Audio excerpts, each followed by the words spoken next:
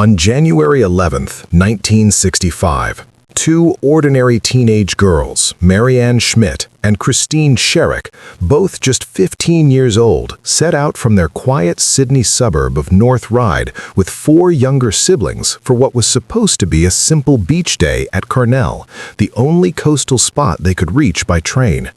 They packed modest lunches, sandwiches, fruit, a thermos of cordial, and a single-pound note for treats. Neither girl had ever been in trouble. Both were described as shy, studious, deeply religious, and inseparable since meeting as neighbors after Maryanne's family emigrated from Germany in 1958 and Christine moved in with her grandparents following her father's death. Their lives were defined by routine, faith, and mutual care. Yet, on that Monday morning, something drew them not to the main beach, but into the isolated Wonder Sand Hills, a desolate stretch of dunes just north of Cornell that locals avoided due to its reputation as a clandestine meeting place for those seeking privacy in an era when homosexuality was illegal and social stigma ran deep. Despite warnings from Christine's grandmother, "Don't go today, love. You've got the four little ones with you. It's too far," the girls pressed on, walking 2 kilometers past closed beaches and howling winds until they reached the sandhills, where they told their siblings they'd return in 20 minutes to collect their belongings before heading home. Instead, they kept walking north, laughing off Peter's call that they were going the wrong way, and vanished into the dunes. 10 minutes later, 7-year-old Wolfgang Schmidt, their youngest brother, was sent to find them and instead witnessed a pivotal moment. Maryanne and Christine speaking with a tanned teenage boy, about 16 years old, with long fair hair, white sun cream on his nose, gray trousers, no shirt, and a blue towel slung over his shoulder. Wolfgang later described him as looking like a surfer and noted he seemed angry as he asked the girls for their names. The trio then walked deeper into the dunes together, and Wolfgang never saw his sister or her friend alive again. About 10 minutes after that, the same teen emerged alone, his towel now tied around his neck, ignoring Wolfgang's question, "Where are the girls?" This fleeting encounter would become the cornerstone of one of Australia's most intensive manhunts, yet the surfy teen was never identified, leaving generations to wonder, was he the killer or merely a frightened witness who feared coming forward? The next day, January 12, 1965, 17-year-old Peter Smith stumbled upon what he first mistook for a mannequin in the sand. It was Christine Sherik's body, partially buried. Moments later, police uncovered Maryanne beside her, both brutally attacked, sexually assaulted, and left in a remote hollow, so silent that, as Maryanne's brother Hans later said, you could scream your head off and no one would hear.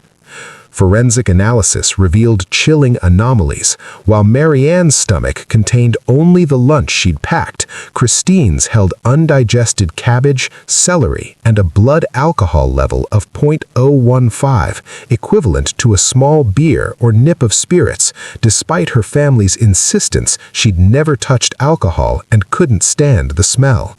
Since this food wasn't part of their picnic and digestion hadn't begun, investigators concluded Christine likely shared a final meal and drink with someone she knew or trusted, a stranger in those dunes. A 32-meter drag mark indicated Christine may have been killed separately and pulled back to Maryanne's side, with blood pooling every few meters, hinting the killer lacked physical strength.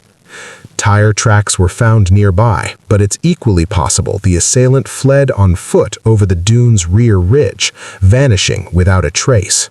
In the days that followed, police launched an unprecedented operation. Over 14,000 people interviewed, 10,000-plus pages of case files compiled, and hundreds of tips flooding in daily, many fixated on the surfy teen whose generic description matched countless local youths. Yet detectives stressed he might be innocent, urging him repeatedly to come forward to clear the air. Meanwhile, other witnesses emerged. Dennis Dostine saw the girls hurrying through the dunes, one glancing back anxiously.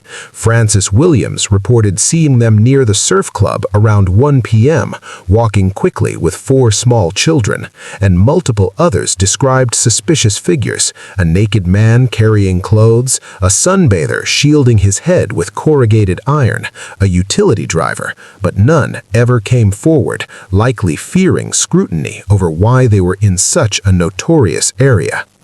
The investigation was further hampered by lost evidence. A semen sample from Maryanne's body has since disappeared, and a 1-inch broken knife blade found at the scene tested positive for blood, but yielded no usable DNA, especially since forensic science in 1965 couldn't preserve it for future analysis.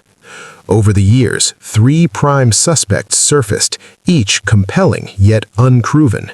First, Alan Basset, a 21-year-old convicted in 1966 for murdering Carolyn Matier in Wollongong, drew suspicion due to proximity, brutality, and the obsession of Detective Cess Johnson, who believed Basset committed multiple Sydney-area killings, including Wonder Beach.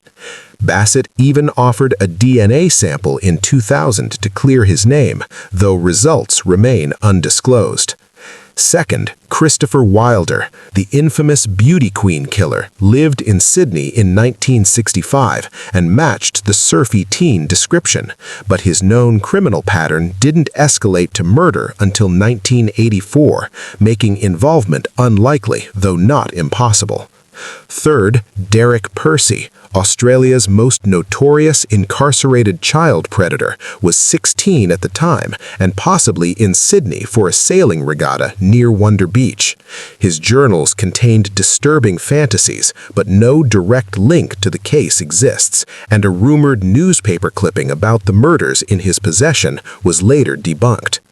In 2012, hope briefly flickered when advanced DNA testing detected male genetic material on the girl's clothing, but the sample was too degraded for a full profile.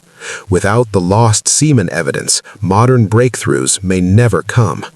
To this day, the case remains open, the $20,000 reward unchanged since the 1960s, never adjusted for inflation, and the Wonder Sandhills stand as a silent monument to a failure of justice.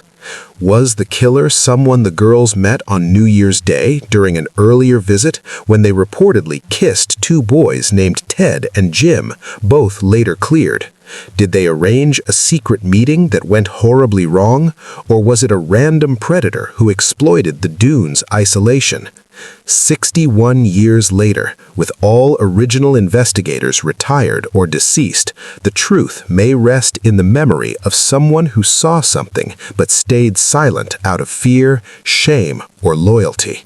For the families of Maryanne and Christine, the wait continues.